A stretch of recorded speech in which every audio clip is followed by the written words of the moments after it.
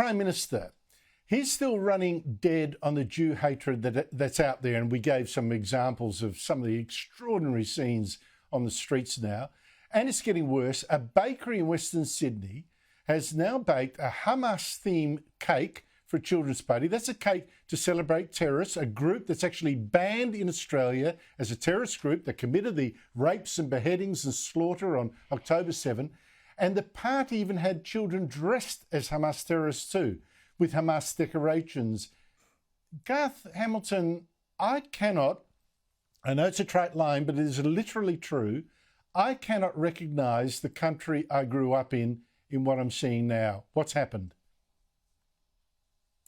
I think I know what's happened, Andrew. The harsh truth is that for a long time, we've been afraid to stand up and say what has been happening, that there has been a significant disconnect in the way that this country has been and the way that this country is becoming, what it's moving towards.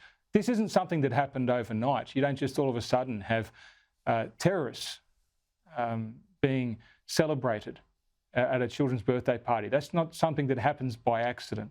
There's been a long, slow march that has happened here, and we've eroded, I think, something very important in Australia. How on earth we could walk past this and let this happen to become a country where this sort of thing could take place. Honestly, I actually feel terrible for the future of the young kids. What kind of message are they growing up with? What kind of warped messages are they being given? And how on earth, and I was speaking earlier, before I came on your show, I was speaking to a senior Australian Jewish leader, and we were just bemoaning how we got to this point. This isn't the Australia that we grew up in. This isn't what we were proud of. This isn't what my grandparents fought for on foreign soil. We've gone wrong, and I think, Andrew, we've gone way too far. How have we gone wrong, Evelyn Ray? Look, I've said it before, Andrew, and I've said it multiple times, but if you want a multicultural society, if you want to import people with fundamental different belief systems to our own, with allegiances to, groups or organizations that our government deems a terrorist organization, then unfortunately, this is the consequence of that. We're going to see these things playing out in our own soil. And there's not a law that the government can pass to stop it. That's the sad reality, because we have to acknowledge the fact that when you import people, you don't just import really nice takeaway foods or spices. You don't just, import someone that you live next to and that trumps everything, but you import ideologies.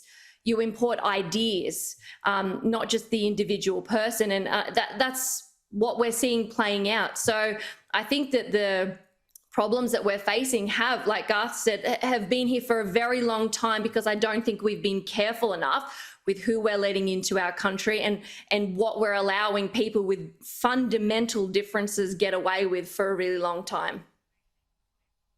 I think that's correct. I think there's been a denial of the fact that you don't import just the person, you import, of course, the cultural assumptions that come with them, for good or for bad, or for just difficult, that's all. Garth, I wonder whether it's just naivety. Well, it is naivety. It struck me ever since I was young and, backpacking when I was 17, all that kind of thing overseas. Australians, and I included myself, very keen to please, to believe the best of people. We are the people who tip most, who are nicest. It seems to always seem to me, nicest to foreigners when we're travelling. We didn't want to offend anyone. We didn't haggle at markets or anything like that. We had big, wide eyes and wanted to embrace. And I think we ignore the fact that people don't always mean the best. They don't always think as you do. They do have different values. And I think we've run the immigration policy in the same way, and the refusal to criticise or to demand assimilation comes from this same sort of too desperate eagerness to please. I hope we stay with some of those simple, wonderful elements of what it was to be Australia. I hope some of those things stay with us, Andrew, I really do.